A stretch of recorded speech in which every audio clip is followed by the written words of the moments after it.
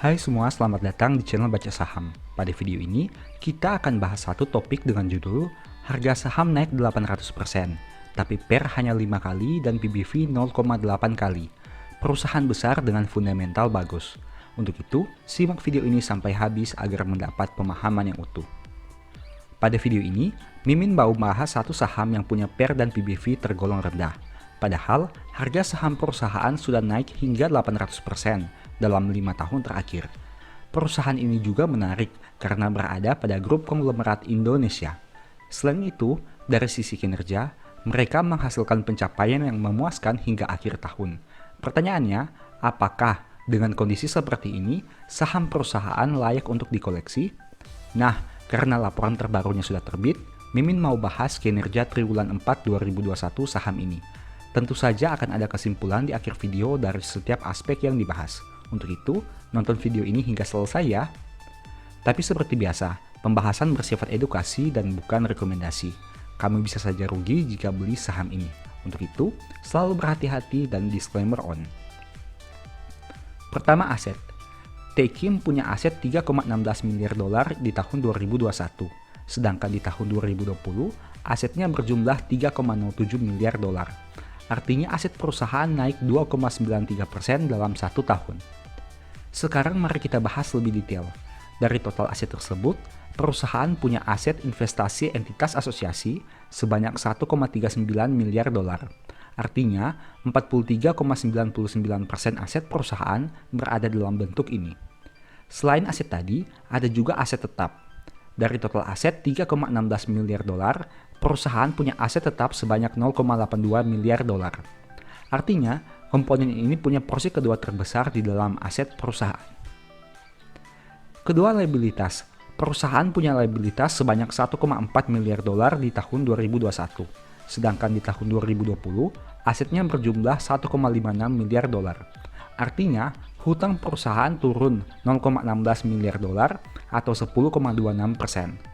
Nah, dari total tersebut, perusahaan punya pinjaman bank jangka pendek sebanyak 0,4 miliar dolar. Artinya, 28,57% hutang perusahaan berada dalam bentuk ini. Selain komponen tadi, ada juga pinjaman. Dari total liabilitas tersebut, perusahaan punya pinjaman sebanyak 0,37 miliar dolar. Artinya, komponen ini punya porsi kedua terbesar di dalam liabilitas perusahaan. Ketiga, ekuitas. Tekim punya ekuitas 1,75 miliar dolar sampai triwulan 4 2021. Jika dibanding tahun sebelumnya, ekuitas perusahaan naik 0,24 miliar dolar atau 15,89%. Dari total tersebut, perusahaan punya saldo laba yang belum digunakan sebanyak 1,02 miliar dolar. Artinya, 58,29% ekuitas perusahaan berada dalam bentuk ini. Keempat, pendapatan. Tekim punya pendapatan 1,02 miliar dolar sampai triwulan 4 2021. Sedangkan di tahun 2020, pendapatannya berjumlah 0,86 miliar dolar. Artinya, pendapatan perusahaan naik 18,60% dalam 1 tahun terakhir. Kelima, biaya pokok. Tekim punya biaya pokok penjualan sebanyak 0,88 miliar dolar. Sedangkan di tahun 2020, biayanya berjumlah 0,74 miliar dolar. Artinya, komponen ini mengalami kenaikan 18,92%. Keenam, laba. Tekim mampu menghasilkan laba sebanyak 0,24 miliar dolar. Jika dibanding tahun sebelumnya, laba perusahaan naik 71,43%. Ketujuh, rasio keuangan. Perusahaan punya ROE 14,18% dengan NPM 24,31%. Sedangkan untuk sisi resiko, saham ini punya DER 80,07%. Rasio keuangan saham Tekim terbilang baik dengan ROE dan NPM di atas 10%.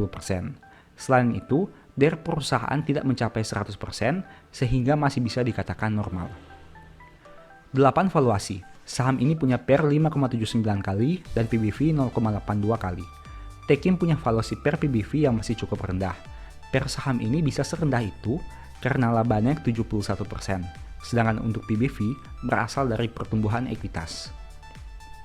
Nah, setelah melihat pembahasan tadi, ini kesimpulannya. 1. Kenaikan total aset berasal dari penambahan investasi asosiasi. Kedua, liabilitas berkurang karena nominal pinjaman yang menurun.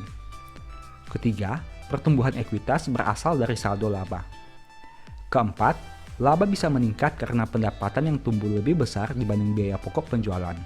Selain itu, disebabkan juga oleh laba entitas asosiasi. Kelima, rasio keuangan baik dengan angka di atas rata-rata.